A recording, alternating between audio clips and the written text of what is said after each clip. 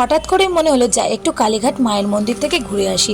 মায়ের কাছে আসলে এরকম শান্তি পাওয়া যায় এটা তো সবাই জানো। আমি যখনই কলকাতায় আসি মায়ের কাছে আসতেই হয়, কারণ কালীঘাটের মা শুধু আমার মা নন, আমাদের সবার মা। আজ মন্দিরে আসার পথে চোখে পড়লো সেই স্কাই ব্রিজটা।